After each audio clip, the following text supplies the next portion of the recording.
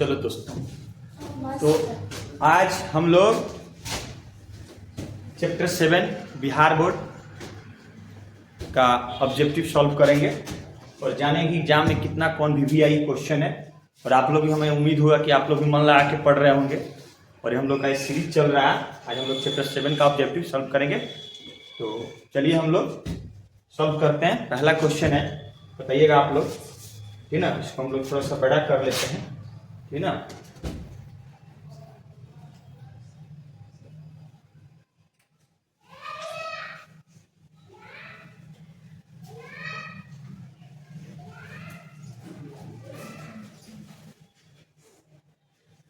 चलिए, तो पहला क्वेश्चन है, ध्यान दीजिएगा कि जातीय असीमता की दृष्टि से इतिहास का प्रवाह कैसा है। ऑप्शन नंबर क्या हो जाएगा बाबू?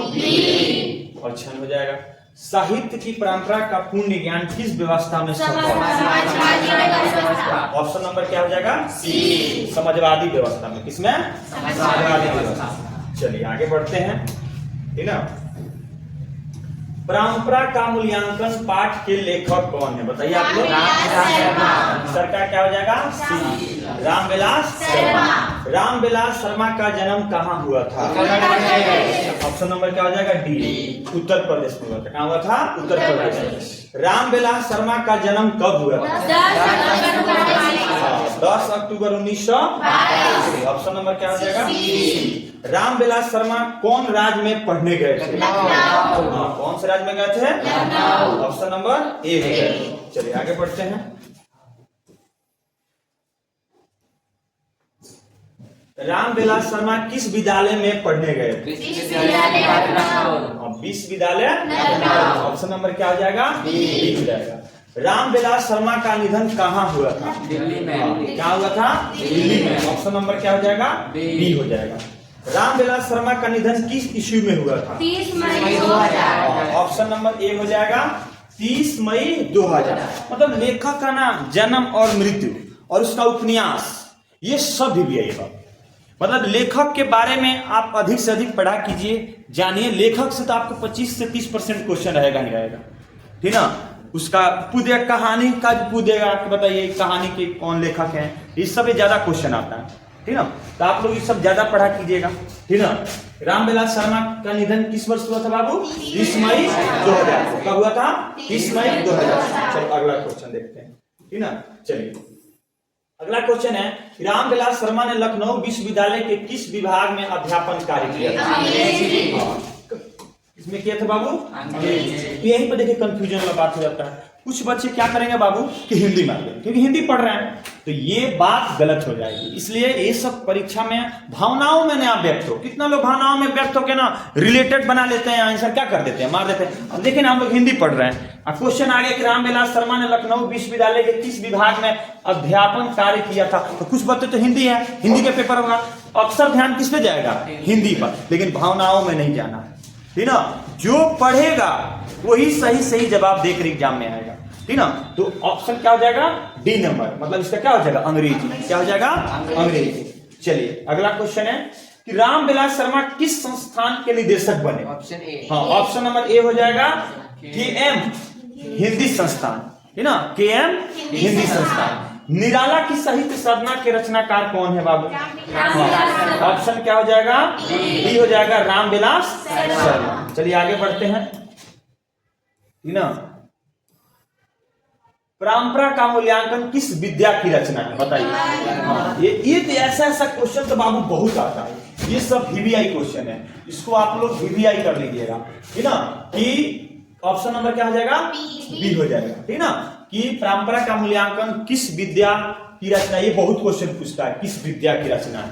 मतलब हर एक चैप्टर का आपको विद्या मालूम होना चाहिए, क्या निबंध है, कौन कहानी है, ये सब, ठीक ना। तो परंपरा का मूल्यांकन किस विद्या की रचना है बाबू? निबंध है। किन लोगों के लिए साहित्य की परंपरा का ज्ञान सबसे आवश्यक है, ठीक ना। बताइए ऑप्शन नंबर कितना हो जाएगा? अच्छा, इसमें नहीं दिया ना। चलिए देखते हैं।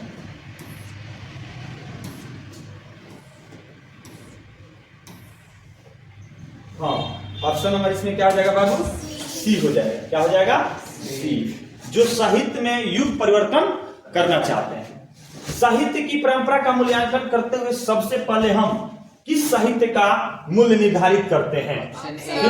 ऑप्शन नंबर ए हो जाएगा बाबू, ठीक ना। ऑप्शन नंबर ए हो जाएगा जो सार्वजनिक जनता के हितों को प्रतिबिंबित करता है, ठीक ना, वही इसका आंसर हो जाएगा।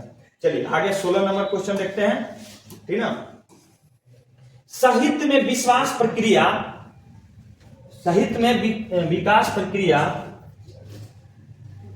क्या लिखा है? विश्वास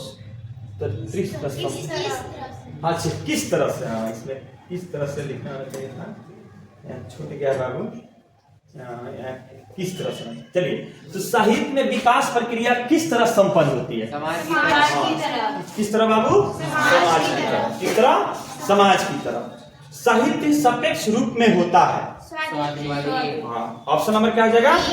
बी हो जाएगा, स्वाधीन होता है। कैसा होता है? स्वाधीन होता है। चलिए बहुत बढ़िया, आगे बढ़ते हैं, ठीक ना।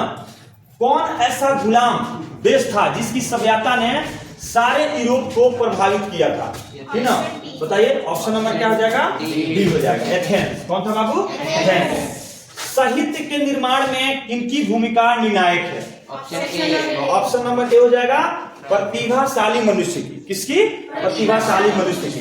किस वर्ष की क्रांति के बाद रूसी और गैर रूसी जातियों के आपसी संबंध में बहुत बड़ा परिवर्तन हुआ? 1917 की क्रांति। ऑप्शन नंबर क्या हो जाएगा? सी हो जाएगा। 1917 की क्रांति कौन क्रांति थी बाबू? रूसी क्रांति थी। कौन क्रांति थी? रूसी क्रांति। अब फ्रांसीसी क्रांति कौन थी बाबू? 1789 की कौन क्रांति थी?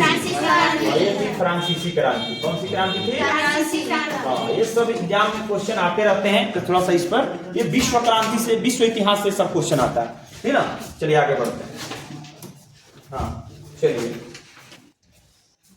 हमारी राष्ट्रीय आवश्यकता क्या है?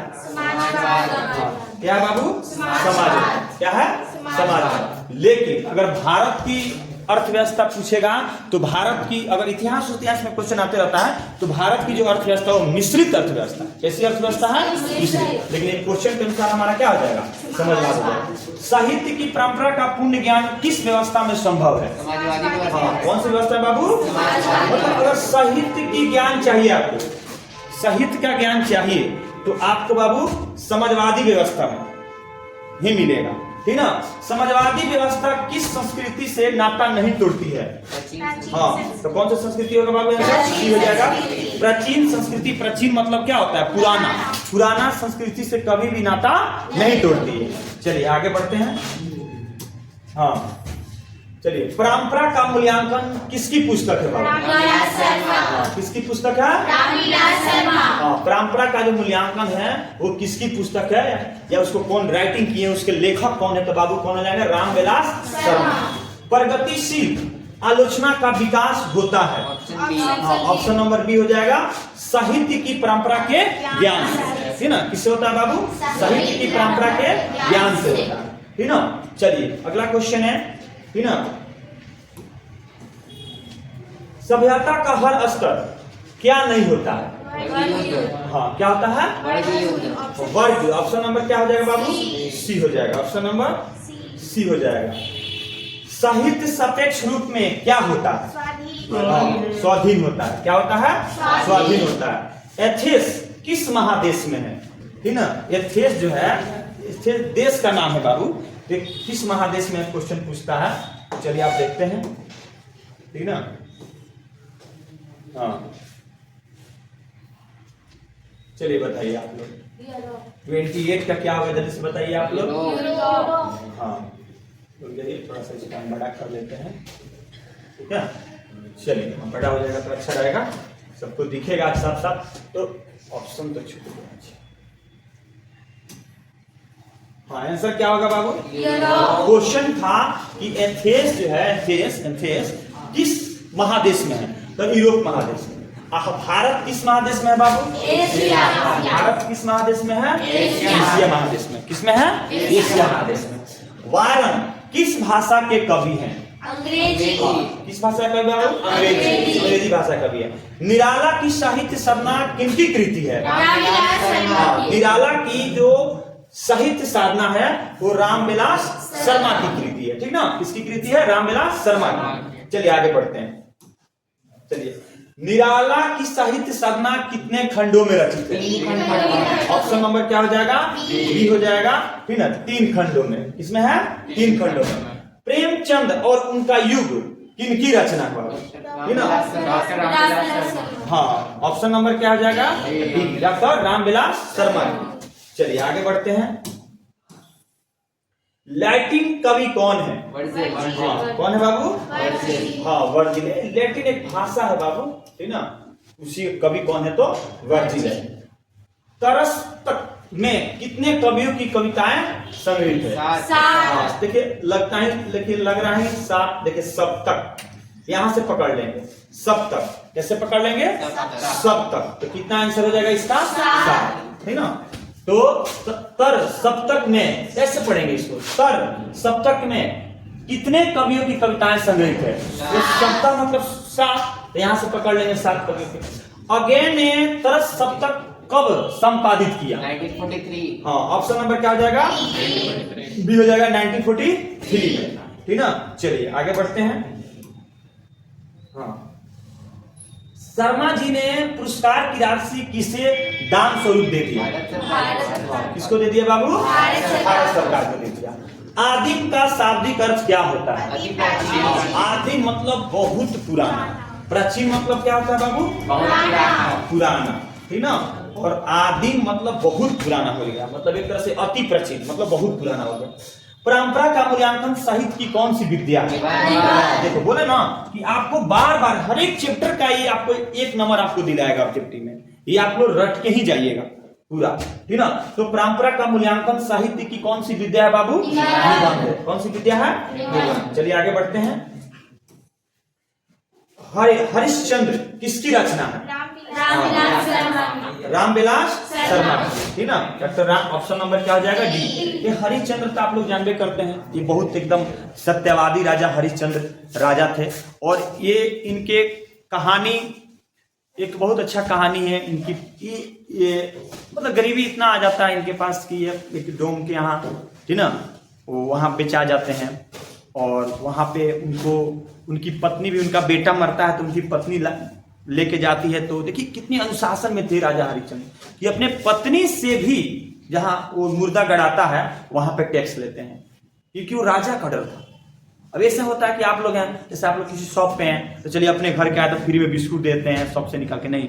लेकिन वो ऐसे राजा थे, राजा हरिश्चंद्र, सत्यवादी राजा हरिश्चंद्र थे, अपने पत्नी से भी टैक्स लेते थे। तो उनकी पत्नी के पास पैसा नहीं था तो टैक्स के रूप में वो अपन आंचक फाड़ के क्या देती। ये राजा हरिश्चंद्र के हम लोग इसका नाटक भी खेले हुए हैं बचपन में, ठीक ना। तो आप लोग भी सब चीज पढ़ते रहिए, ठीक ना। अभी पटना गांधी मैदान में पुस्तक मेला लगा है, वहां जाइए और अच्छी अच्छी किताबों का शॉपिंग कीजिए, ठीक ना। हाँ, किताब खरीदिए, पढ़िए उसको, ठीक ना। चलिए, तो राजा हरिश्चंद्र किसकी रचना है बाबू? डॉक्टर रामविलास शर्मा की। चलिए आगे बढ़ते हैं, ठीक है। हरिश्चंद्र शर्मा की मृत्यु कब और कहां हुई? 2000 में। हाँ, कब हुई बाबू? 2000 में। कब हुआ? दिल्ली में, ठीक ना। साहित्य की परंपरा का पूर्ण ज्ञान किस व्यवस्था में संभव है? बताइए। ऑप्शन नंबर क्या हो जाएगा? समाजवादी। सी हो जाएगा, समाजवादी। साहित्य की परंपरा का पूर्ण ज्ञान किस व्यवस्था में संभव है? तो बाबू समाजवादी। अभी तो पीछे हम लोग पढ़े थे इसको, ठीक ना। रामविलास शर्मा निम्नलिखित में क्या है? बताइए, रामविलास शर्मा क्या है बाबू? आलोचक। हाँ, क्या है? आलोचक। ऑप्शन नंबर क्या हो जाएगा? ए हो जाएगा। परंपरा का मूल्यांकन किसकी पुस्तक है बाबू? ऑप्शन नंबर ए हो जाएगा, रामविलास शर्मा की है, ठीक ना। चलिए आगे बढ़ते हैं। प्रगतिशील आलोचना का विकास होता है? Option B. ऑप्शन नंबर क्या हो जाएगा? बी, ठीक ना। ऑप्शन नंबर बी हो जाएगा, साहित्य की परंपरा के ज्ञान से। चलिए आगे बढ़ते हैं, देखते हैं। चलिए क्वेश्चन नंबर 45, है ना। ये सब आप लोग ऑब्जेक्टिव लगाते रहिए और किताब पढ़ते रहिए। चलिए, सभ्यता का हर स्तर क्या नहीं होता? वर्ग नहीं होता है। साहित्य सापेक्ष रूप में क्या होता है? क्या होता है? स्वाधीन होता है। एथेंस किस महादेश में है? अभी हम लोग पढ़े थे, किसमें है बाबू? यूरोप में है, ठीक ना। चलिए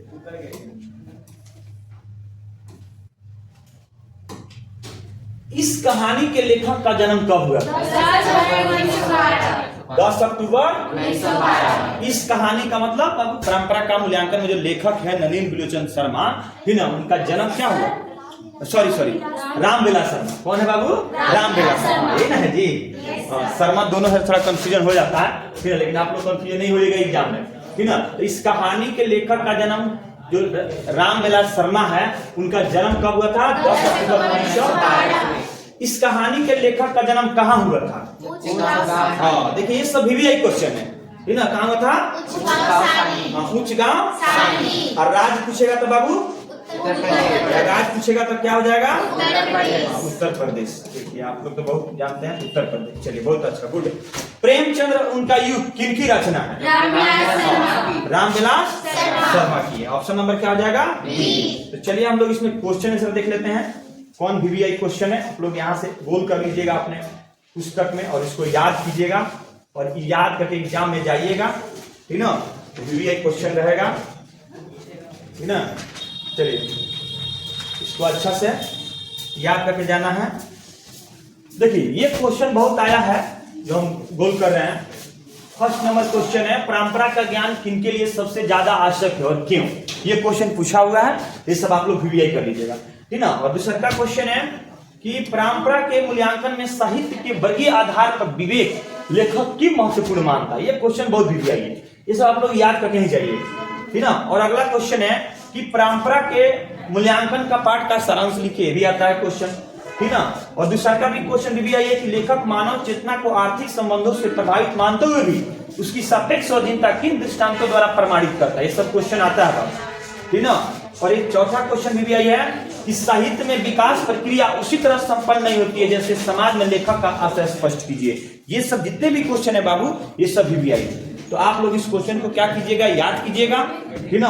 और याद करके एग्जाम में जाइएगा, ठीक ना। और हम अभी आपको हम एक और सूचना बता दें कि उजाला कोचिंग सेंटर 12th और 11th मतलब हिंदी माध्यम से भी पढ़ाई चालू है आपके शहर पटना में, और वो भी अनीसाबाद बेउर मोड़ मिडिल स्कूल रोड के तरफ रास्ता जाता है, वहीं पे उजाला कोचिंग सेंटर, ठीक ना। आप अवश्य आएँ और अपने दोस्तों को भी बोलें हिंदी मीडियम से 11th और 12th, ठीक ना। यहाँ व्यवस्था है, पढ़ाई चल रहा है खूब अच्छा से एकदम।